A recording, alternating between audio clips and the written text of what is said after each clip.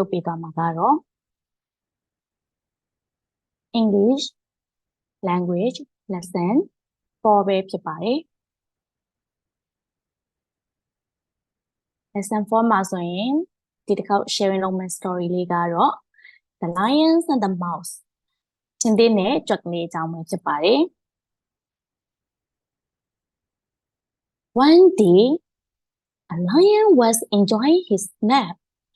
ဒီချင်းသေးကြီးက one day တနေ့မှာဆိုလို့ရှိရင်ချင်းသေးတစ်ကောင်ကအိမ်မောကြနေခဲ့တာပေါ့နော်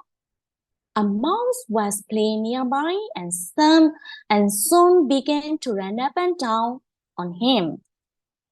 ကြွက်ကလေးတစ်ကောင်ကဆိုလို့ရှိရင်အိမ်နာမှာပြေးနေတယ်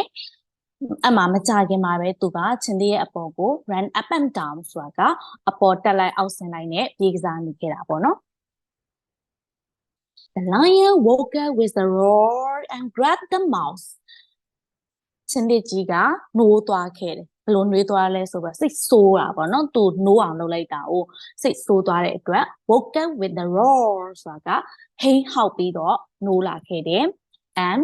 grab ဆိုတာကဖမ်းလိုက်တာပေါ့နော်ဆွဲကင်လိုက်တာပေါ့ဖမ်းဆုပ်လိုက်တာပေါ့ဆွဲကင်လိုက်တာပေါ့ grab the mouse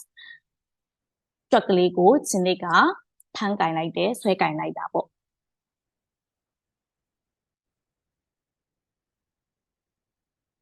The mouse begged the lion ကြွက်ကလေးကချင်းလေးကိုတောင်းပန်ခဲ့တယ် Please let me go ငါ့ကိုသွားခွင့်ပြုပါ I will save you one day ငါတနေ့မှနေကို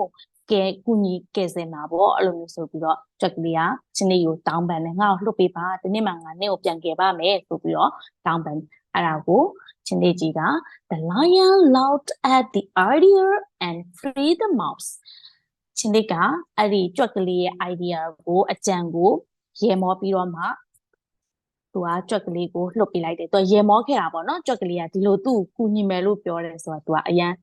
ဘယ်လိုပဲရည်ချင်းစရာကောင်းတာအောင်เนาะအဲ့တော့သူရေခဲ့တယ်ဒါပေမဲ့လည်းသူကကြွက်ကလေးကိုလှုပ်ပေးလိုက်တယ် free ဆိုတာကလှုပ်ပေးလိုက်တာเนาะ free the mouse ကြွက်ကလေးကိုလှုပ်ပေးလိုက်တယ်ချင်းတေကြီးက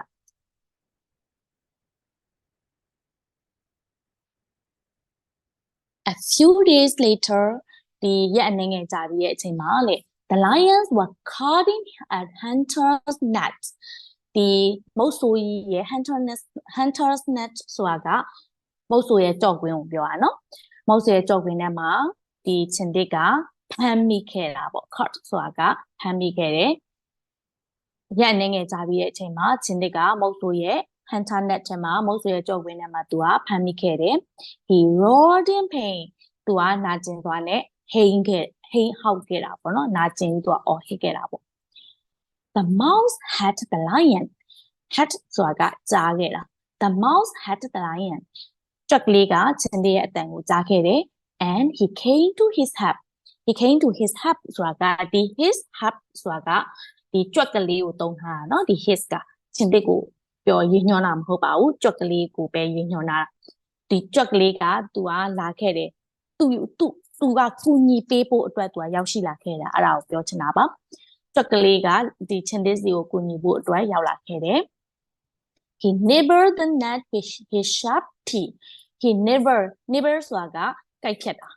the net ဆိုတာဒီကြော့ကွင်းကိုကိုက်ဖြတ်ခဲ့တယ်ဘယ်လိုကိုက်ဖြတ်ခဲ့လဲဆိုရင် with his sharp teeth sharp ဆိုတာကချွန်ထက်တဲ့ teeth သွားတွေနဲ့သူက nibbled ကိုက်ဖြတ်ခဲ့တယ်ဒီကြွက်ကလေးကချင်းတစ်ကြီးရဲ့ကြော့ကွင်းကိုဒီကြော့ကွင်းကိုပေါ့နော်သူရဲ့သွားထက်မြနေတဲ့သွားတွေနဲ့သူကကိုက်ဖြတ်ခဲ့တယ်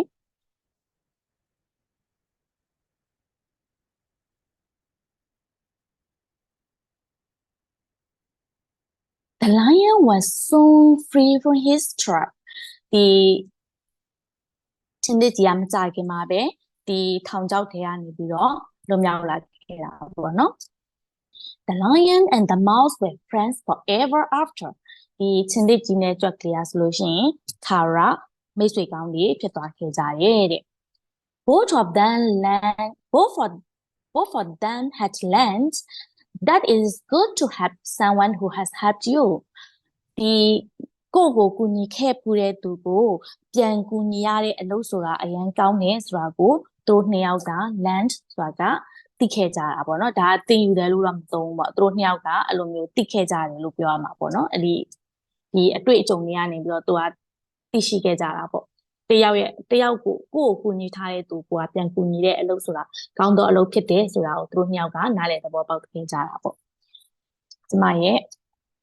Lions and Mouse story လေးကတော့ဒီလောက်နဲ့ပဲအဆုံးသတ်ထားပါတယ်ရှင် The End အားလုံးကိုကျေးဇူးတင်ပါတယ် Thank you very much all clickers